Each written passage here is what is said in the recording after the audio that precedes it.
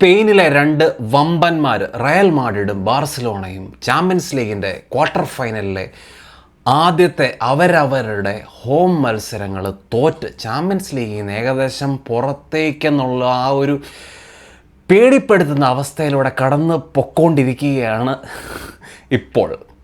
അപ്പം നമ്മൾ ഇന്നത്തെ മാച്ച് ബാർസലോണയും അത്ലറ്റിക്കോ മാഡ്രിഡും തമ്മിൽ ക്യാമ്പ് നൗവിൽ നടന്ന ആ ഒരു മാച്ച് നിങ്ങൾ നോക്കുകയാണെങ്കിൽ സ്റ്റാർട്ടിങ് മുതൽ ഈ ഒരു അത്ലറ്റിക്കോ മാഡ്രിഡിൻ്റെ ഒരു ഉദ്ദേശം എന്ന് പറയുന്നത് ഡിഫെൻസീവ്ലി മാക്സിമം കോമ്പാക്റ്റ് ആകുക, അല്ലെങ്കിൽ ഡിഫെൻസ് ആയിരുന്നു അവരുടെ പ്രയോറിറ്റി.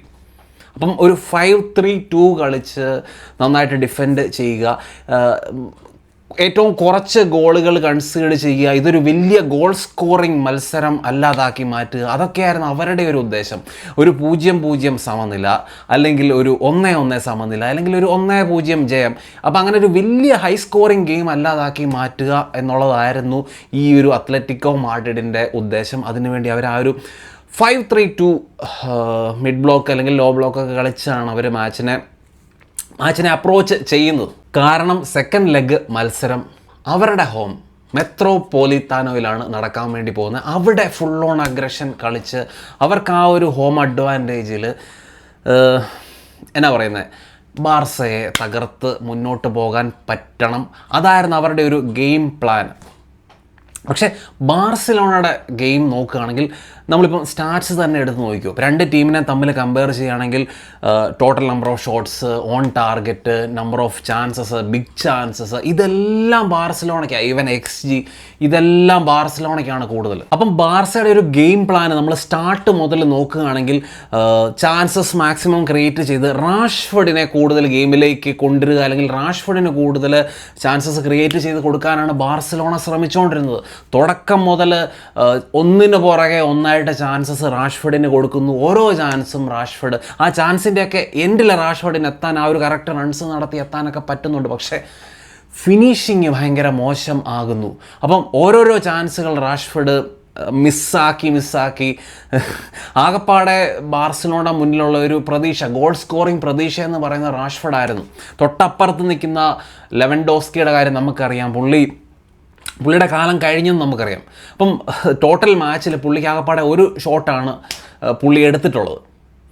അപ്പം ഇവരുടെ ആശ്രയം റാഷ്ഫോർഡ് ആയിരുന്നു. ടോട്ടൽ 6 ഷോട്ട് അറ്റംപ്റ്റ്സ് ആണ് റാഷ്ഫോർഡ് ഇന്നത്തെ മാച്ചിൽ നടത്തിയത്. അതിൽ 4 ഓൺ ടാർഗറ്റ്, 2 ഓഫ് ടാർഗറ്റ്. അപ്പം റാഷ്ഫോർഡിന് ക്രിയേറ്റ് ചെയ്ത് കിട്ടിയ ചാൻസിൻ്റെയൊക്കെ XG നമ്മൾ നോക്കുകയാണെങ്കിൽ ഏകദേശം 0.51 XG ആണ് പുള്ളിക്ക് ക്രിയേറ്റ് ചെയ്ത് കിട്ടിയ ചാൻസിൻ്റെ XG. പക്ഷേ പുള്ളി എടുത്ത ഷോട്ടുകളുടെ XG, അല്ലെങ്കിൽ പുള്ളി എടുത്ത ഷോട്ട് ഓൺ ടാർഗറ്റിൻ്റെ XG എന്ന് പറയുന്നത് 0.44 ആണ്. അപ്പോൾ കിട്ടിയ XGയെ പുള്ളി എങ്ങനെ നശിപ്പിച്ച് കളഞ്ഞു എന്നുള്ളത് നമ്മൾ ജസ്റ്റ് സ്റ്റാറ്റ്സ് എടുത്ത് വെച്ച് നോക്കിയാൽ തന്നെ നമുക്ക് മനസ്സിലാവും. അപ്പോൾ അതുകൊണ്ട് തന്നെ ബാർസലോണയുടെ ആ ഒരു ഫ്രണ്ട് ലൈനിൽ ഒരു ലീത്തൽ ഗോൾ സ്കോറിംഗ് മെഷീൻ ഇല്ലാത്തതിൻ്റെ ഒരു വലിയ കുറവ് ആണ് ബാർസലോണ ഇന്നത്തെ മാച്ച് തോക്കാനുള്ള മെയിൻ കാരണം. ഈവൻ നിങ്ങൾ നോക്കിയോ, ഈവൻ കുബാർസി റെഡ് കാർഡ് കണ്ട് പുറത്തായി എന്ന് പറഞ്ഞാലും ബാർസലോണയാണ് ഗെയിം കൺട്രോൾ ചെയ്തുകൊണ്ടിരുന്നത് സെക്കൻഡ് ഹാഫിൽ. അപ്പം ആ ഒരു 4-4-1, ഇപ്പം കുബാർസി റെഡ് കാർഡ് കണ്ട് പുറത്തായി കഴിഞ്ഞപ്പോഴത്തേനും ബാർസലോണയുടെ ഫോർമേഷൻ എന്ന് പറയുന്നത് 4-4-1. റാഷ്ഫോർഡിനെ സെൻട്രലി കളിപ്പിക്കാൻ തുടങ്ങി. പെദ്രി അതുപോലെ തന്നെ ലെവൻഡോസ്കിയെ മാറ്റിയിട്ട് ഫെർമിൻ ലോപ്പസ്, ഗാവി വന്നു. പെദ്രിയെ എന്തുകൊണ്ട് മാറ്റി എന്നുള്ളത് വലിയൊരു ചോദ്യമാണ്. എല്ലാവരും കുറച്ച് അത്ഭുതപ്പെട്ട് കാണും പെദ്രിയെ ഹാഫ് ടൈമിൽ സബ് ചെയ്തത്. അപ്പം മാച്ച് കഴിഞ്ഞപ്പോഴത്തേനും ഹാൻസി ഫ്ലിക്ക് വന്ന് പറയുന്നുണ്ട് പെദ്രിക്ക് ആ ഒരു ഇഞ്ചുറി സ്കെയർ, അല്ലെങ്കിൽ ഒരു പ്രിക്കോഷൻ എന്നുള്ള രീതിയിലാണ് പെദ്രിയെ സബ് ചെയ്തിരിക്കുന്നത്. ഇഞ്ചുവേർഡ് അല്ല, പക്ഷേ ചിലപ്പം കളിച്ചാൽ ഇഞ്ചുറി പറ്റാനുള്ള സാധ്യതയുണ്ട്. അതുകൊണ്ടൊരു പ്രിക്കോഷൻ എന്നുള്ള രീതിയിലാണ് പെദ്രിയെ സബ് ചെയ്തത്. അപ്പോൾ ഈ ഒരു 4-4-1 കളിച്ച് 1 മാൻ ഡൗൺ കളിക്കുമ്പോഴും ബാർസലോണയ്ക്കാണ് കൂടുതൽ പൊസഷൻ. ബാർസലോണ ചാൻസുകളുടെ പുറത്ത് ചാൻസ് ക്രിയേറ്റ് ചെയ്യുക. സെൻട്രലി റാഷ്ഫോർഡ് കളിക്കുമ്പോൾ സെൻട്രലി ആണെങ്കിലും റാഷ്ഫോർഡിനെ ഫീഡ് ചെയ്യാൻ ശ്രമിക്കുന്നുണ്ട്. റാഷ്ഫോർഡ് റൺസ് നടത്തുന്നുണ്ട്, പക്ഷേ ഫിനിഷ് ചെയ്യുന്നില്ല എന്നുള്ളത് റാഷ്ഫോർഡിൻ്റെ കുറ്റം ആണോ എന്ന് ചോദിച്ചു കഴിഞ്ഞാൽ ഒരു ടീം മുഴുവനും ഒരു മനുഷ്യനെ ഡിപ്പെൻഡ് ചെയ്ത്, ഗോൾ സ്കോറിങ്ങിൻ്റെ കാര്യത്തിൽ ഡിപ്പെൻഡ് ചെയ്ത് നിൽക്കുമ്പോഴത്തേനും പുള്ളിക്ക് സ്കോർ ചെയ്യാൻ പറ്റുന്നില്ല എന്നുള്ളത് പുള്ളിയുടെ കഴിവുകേട് തന്നെയാണ്. അപ്പം ബാർസലോണയുടെ ടീം തന്നെ നമ്മൾ നോക്കിയോ, നല്ലൊരു സ്ട്രൈക്കറില്ല ആ ഒരു ടീമിന്. ലെഫ്റ്റ് വിങ്ങിൽ സെക്കൻഡ് ഹാഫിൽ ആരാ കളിച്ചത്? റാഷ്ഫോർഡ് അങ്ങോട്ട് മാറിയപ്പോഴത്തേനും റഫീഞ്ഞ ഇല്ലാത്തപ്പോഴത്തേനും നല്ലൊരു ഗോൾ സ്കോറർ ഇല്ല, നല്ലൊരു ലെഫ്റ്റ് വിങ്ങർ ഇല്ല. റാഷ്ഫോർഡിനെ സെൻട്രലി കളിപ്പിക്കുന്നു, ലെഫ്റ്റ് വിങ്ങിൽ നമ്പർ 10 ആയിട്ട് അല്ലെങ്കിൽ അറ്റാക്കിംഗ് മിഡ്ഫീൽഡർ ആയിട്ടുള്ള ഫെർമിനെ പിടിച്ച് ലെഫ്റ്റ് സൈഡിൽ കളിപ്പിക്കുന്നു. ഓൾമോ ഡ്രോപ്പ് ചെയ്യുന്നു, പെദ്രിയുടെ പൊസിഷനിലേക്ക് വരുന്നു. ഗാവി, പെദ്രി അവരാ ഒരു പിവറ്റ് ബോൾ കളിക്കുന്നു. അപ്പോൾ അങ്ങനെ എന്നാ പറയുന്നത്, നമുക്ക് ശരിക്കും ഹാൻസി ഫ്ലിക്ക് ഒരു നിസ്സഹായ അവസ്ഥയാണ്. ഡിഫൻഡറിനെ പിടിച്ച് എറിക് ഗാർസിയെ പിടിച്ച് മിഡ്ഫീൽഡിൽ കളിപ്പിക്കുന്നു. അപ്പോൾ അങ്ങനെ ഒരു നമുക്ക് ഒരിക്കലും ഹാൻസി ഫ്ലിക്കിൻ്റെ അവസ്ഥ എന്ന് പറയുന്നത് ഭയങ്കര മോശം അവസ്ഥയാണ്. പുള്ളിക്ക് വേണ്ട പ്ലെയേഴ്സിനെ കൊടുക്കാനായിട്ട് ഡെക്കോയ്ക്കോ അല്ലെങ്കിൽ ലപ്പോട്ടയ്ക്കോ പറ്റുന്നില്ല എന്നുള്ളത് വലിയൊരു പ്രശ്നമാണ്. എന്നിട്ട് ലാസ്റ്റ് ഇതിപ്പം വേണ്ടത്ര റിസൾട്ട് ക്രിയേറ്റ് ചെയ്യുന്നില്ല എന്ന് പറഞ്ഞുകൊണ്ട് പുള്ളിയെ സാക്ക് ചെയ്യുകയും കൂടെ ചെയ്ത് കഴിഞ്ഞാൽ തീർന്നു. അപ്പുറത്ത് നിങ്ങൾ അത്ലറ്റിക്കോ മാഡ്രിഡിൻ്റെ ബെഞ്ച് നോക്കൂ, അവിടുന്ന് സബ്ബായിട്ട് ആരാ വരുന്നത്? ഇവിടെ നമ്മൾ ബാർസലോണ നോക്കുകയാണെങ്കിൽ ബാർസലോണ സബ്ബായിട്ട് കൊണ്ടിരുന്ന പ്ലെയേഴ്സ് ആരാ? കുണ്ടേ പോയിട്ട് അവിടെ റൈറ്റ് ബാക്കായിട്ട് കളിക്കുന്നത് റൊണാൾഡ് അറാഹോയെ കൊണ്ടിരുന്നു. അതുപോലെ തന്നെ സ്ട്രൈക്കറായിട്ട് റാഷ്ഫോർഡിന് പകരം ഫെറാൻ ടോറസിനെ കൊണ്ടിരുന്നു. അപ്പോൾ ഇങ്ങനത്തെ സബ്സ്റ്റിറ്റ്യൂഷൻസ് ആണ് ബാർസയുടെ ഭാഗത്തു നിന്ന് നടക്കുന്നത്. ഇപ്പം ഫെറാൻ ടോറസ് എന്ന് പറയുന്ന മനുഷ്യന് ഇന്ന് ഫെർമിൻ ലോപ്പസ് ഒരു ക്രോസ് കൊടുക്കുന്നുണ്ട് ഹെഡ് ചെയ്യാൻ വേണ്ടി. മര്യാദയ്ക്കൊന്ന് ജമ്പ് ചെയ്ത് ഹെഡ് അല്ലെങ്കിൽ ഒരു കണക്ട് ചെയ്യാൻ, ഹെഡർ ആ ഒരു കണക്ട് ചെയ്യാൻ പോലും പറ്റാത്തില്ലാത്ത മനുഷ്യനെയാണ് സ്ട്രൈക്കറായിട്ട് കളിപ്പിക്കുന്നത്. അപ്പോൾ അപ്പുറത്ത് നിങ്ങൾ അത്ലറ്റിക്കോ മാഡ്രിഡിനെ നോക്കുകയാണെങ്കിൽ അവിടുന്ന് ഒന്നിന് പുറകെ ഒന്നായിട്ട് വരുന്ന സബ്സ്റ്റിറ്റ്യൂഷൻസ് നോക്കിയോ, അവരുടെ ബെഞ്ച് സ്ട്രെങ്ത് നോക്കിയോ. സോർലോത്ത്, അലക്സ് ബൈന, പിന്നാരാ അൽമാഡ. അപ്പോൾ അങ്ങനെ ഓരോരോ പ്ലെയേഴ്സ് ഇങ്ങനെ നിരയായിട്ട് അവിടെ ഒന്നിന് പുറകെ ഒന്നായിട്ട് വമ്പൻ പ്ലെയേഴ്സാണ് വരുന്നത്. എന്നിട്ടും ശരിക്കും മാച്ച് ഈ രീതിയിൽ പിടിച്ചു നിൽക്കാൻ ബാർസലോണയ്ക്ക് പറ്റുന്നു, അല്ലെങ്കിൽ ഹാൻസി ഫ്ലിക്കിന് ഈ രീതിയിലുള്ള ഫുട്ബോൾ കളിപ്പിക്കാൻ പറ്റുന്നു എന്ന് പറയുന്നത് വലിയ കാര്യം തന്നെയാണ്. കണ്ണും പൂട്ടി ഹാൻസി ഫ്ലിക്കിനെ സപ്പോർട്ട് ചെയ്തേ പറ്റത്തുള്ളൂ. ഇന്ന് മത്സരം തോക്കാനുള്ള മെയിൻ കാരണം എന്ന് പറയുന്നത് ആ ഒരു red card, game changing moment, ആ ഒരു റെഡ് കാർഡാണ്. DOGSO rule, last man towards the goal, foul Cubarsí ചെയ്യുന്നു, റെഡ് കാർഡ് കിട്ടുന്നു. അതിനകത്ത് നമുക്ക് യാതൊരു ചോദ്യവും പറച്ചിലിൻ്റെ ഒന്നും ആവശ്യമില്ല. അതോടെ അത് മാത്രമല്ല, അതിൻ്റെ പുറത്ത് അവിടെ കിട്ടിയ ആ ഒരു ഫ്രീ കിക്ക്, ആ മനുഷ്യൻ അൽവാരസ് പോയിട്ട് വണ്ടർ ഫ്രീ കിക്ക് ഗോളും കൂടെ സ്കോർ ചെയ്തപ്പം തീർന്നു. ശരിക്കും പറഞ്ഞു കഴിഞ്ഞാൽ ഉണ്ടല്ലോ, ആ ഒരു ടാക്കിളൊന്നും നടത്താതെ സിമിയോണിയെ മുന്നോട്ട് വിടണമായിരുന്നു. വേണമെങ്കിൽ ചിലപ്പം ജുവാൻ ഗാർസിയ സേവ് ചെയ്തേനെ, 1v1 വരുന്നത് പല സമയത്ത് പുള്ളി സേവ് ചെയ്യുന്നത് നമ്മൾ കണ്ടിട്ടുണ്ട്. ചിലപ്പം സേവ് ചെയ്തേനെ, ഈവൻ ഗോൾ കൺസീഡ് ചെയ്തിരുന്നെങ്കിലും കുബാർസി പിച്ചിൽ ഉണ്ടായിരുന്നെങ്കിൽ ആ ഒരു ഫുൾ ടീമുമായിട്ട് കളിക്കാൻ പറ്റിയിരുന്നെങ്കിൽ ബാർസ സ്കോർ ചെയ്തേനെ എങ്ങനെയും. അതൊരു വല്ലാത്തൊരു ചെയ്ത്തായിപ്പോയി.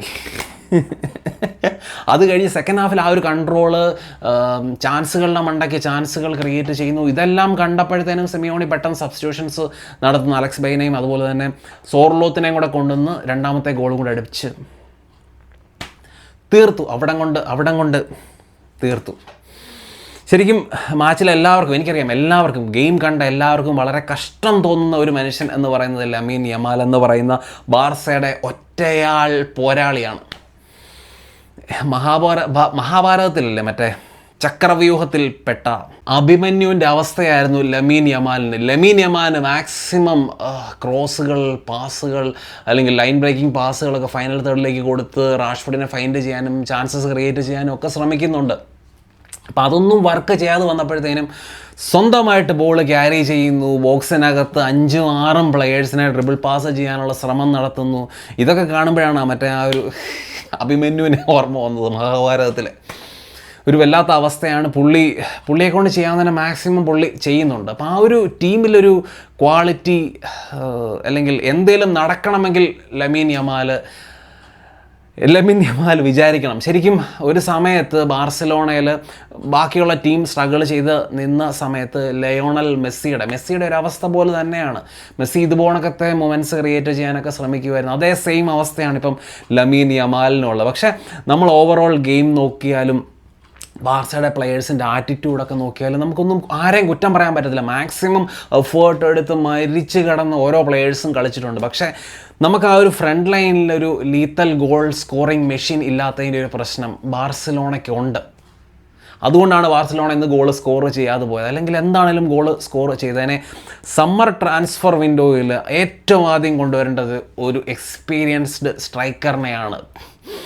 എന്താണേലും ഗോള് സ്കോർ ചെയ്യും എന്ന് ഉറപ്പുള്ള എക്സ്പീരിയൻസ്ഡ് ഗോൾ സ്കോറിങ് മെഷീനെ സൈൻ ചെയ്യാൻ വേണ്ടി ശ്രമിക്കുക. അത് കഴിഞ്ഞിട്ട് ഡിഫൻഡർ, വിങ്ങർ അങ്ങനത്തെ ഓപ്ഷൻസിന് വേണ്ടി പോവുക. ഡിഫൻഡർ, സ്ട്രൈക്കർ ഇതായിരിക്കണം പ്രയോറിറ്റി എന്നാണ്. അതും ബസ്തോണി പോണക്കത്തെ ഒരു ഡിഫൻഡർ, നല്ല ഒസിമനെ പോണക്കത്തെ ഒരു സ്ട്രൈക്കർ. എനിക്കറിയത്തില്ല ഒസിമൻ്റെ വേജും അതുപോലെ തന്നെ പ്രൈസ് ടാഗും ഒക്കെ താങ്ങാൻ ബാർസയ്ക്ക് പറ്റുമോ എന്ന് എനിക്കറിയത്തില്ല. ആ ഒരു കാലിബറുള്ള, ആ ഒരു മോൾഡിലുള്ള ഒരു സ്ട്രൈക്കറിനെ തന്നെയാണ് ബാർസലോണയ്ക്ക് വേണ്ടത്. എനിക്കറിയാം എന്താണേലും ബാർസലോണ ഫാൻസ് മാച്ചിൻ്റെ അവസാനം ആ ഒരു റിസൾട്ടിൻ്റെ കാര്യത്തിൽ അവർ നിരാശരാണ്. അതേപോലെ തന്നെ റഫറിയുടെ പല ഡിസിഷൻ മേക്കിങ്ങിൻ്റെ കാര്യത്തിലും നിരാശരാണെന്ന് എനിക്കറിയാം. കാരണം അത്ലറ്റിക്കോ മാഡ്രിഡിന് അവർക്ക് വേണ്ട ഫൗളുകളും കാർഡുകളും എല്ലാം അവരെ തുണയ്ക്കുന്ന രീതിയിലുള്ള ഡിസിഷൻസ് റഫറി നടത്തിയിട്ടുണ്ട്. ജെന്യുവനായിട്ടുള്ള ഡിസിഷൻസൊക്കെ നടത്തിയിട്ടുണ്ട്. പക്ഷേ അതേപോലെ തന്നെ ബാർസയ്ക്കും കിട്ടേണ്ട ബാർസയെ സഹായിക്കുന്ന തരം പല കാർഡുകളും ഫൗളുകളും റഫറി കൊടുക്കാൻ തയ്യാറായില്ല എന്നുള്ള അഭിപ്രായം എന്താണെങ്കിലും ബാർസലോണ ഫാൻസിനെ കാണും എന്നെനിക്കറിയാം. പ്രത്യേകിച്ച് പ്യൂബിളിൻ്റെ കാര്യത്തിൽ ഈവൻ ആൻസി ഫ്ലിക്ക് വരെ വന്ന് പറയുന്നുണ്ട്. അത് മാത്രമല്ല കൊക്കെ യെല്ലോ കാർഡിൽ നിൽക്കുന്ന സമയത്ത് കൊക്കെ പോയിട്ട് ലമീൻ യമാലിനെ ഫൗൾ ചെയ്യുന്നുണ്ട്. അപ്പോൾ അവിടെ ഒരു യെല്ലോ കാർഡ് കിട്ടിയിരുന്നെങ്കിൽ കൊക്കെ റെഡ് കാർഡ് കണ്ട് പുറത്ത് പോയതിനെ. അതൊക്കെ ഗെയിമിനെ വേറെ ഒരു രീതിയിൽ അഫക്റ്റ് ചെയ്തേനെ. അപ്പോൾ അതുകൊണ്ടാണ് മത്സരത്തിൻ്റെ അവസാന ഭാഗത്ത് പോയിട്ട് ക്യാൻസലോയും ഹാൻസി ഫ്ലിക്കും ബാക്കിയുള്ള പ്ലെയേഴ്സും ഒക്കെ റഫറിയുമായിട്ട് കയർക്കുന്നതും കോർക്കുന്നതും ഒക്കെ കണ്ടത്. ഒരു കാരണവും ഇല്ലാതെ കാർഡും മേടിച്ച് ക്യാൻസലോയ്ക്കാണ് കാർഡ് കിട്ടിയെന്നാണ് എൻ്റെ ഒരു ഓർമ്മ. ക്യാൻസലോ അങ്ങനെ ആ ഒരു യെല്ലോ കാർഡും മേടിച്ച് മത്സരം കഴിഞ്ഞപ്പം റഫറിയുമായിട്ട് ആർഗ്യൂ ചെയ്തതിന് കാർഡും മേടിച്ച് പോയിട്ടുണ്ട്. അപ്പം ഏതായാലും ഇനിയൊരു തിരിച്ചു വരവ് കുറച്ച് ബുദ്ധിമുട്ടാണ്. കോപ്പ ദെൽറേയിൽ 4-0 മെട്രോപോളിറ്റാനോയിൽ 4-0 തോറ്റിട്ട് തിരിച്ച് ക്യാമ്പ് നോവിൽ വന്നിട്ട് 3-0 ജയിച്ച ചരിത്രം ഒക്കെയുണ്ട്. എന്നാലും ജസ്റ്റ് മിസ്സായിപ്പോയി ആ ഒരു ഫൈനലിലോട്ടുള്ള പ്രവേശനം. പക്ഷേ ഇവിടെ കാര്യങ്ങളൊക്കെ നേരെ തിരിച്ചാണെന്ന് ഉള്ളതാണ് ഏറ്റവും വലിയൊരു കുഴപ്പം. മെട്രോപോളിറ്റാനോയിൽ സെക്കൻഡ് റൗണ്ട് കളിക്കണം എന്നുള്ളത് വലിയൊരു പ്രശ്നമാണ്.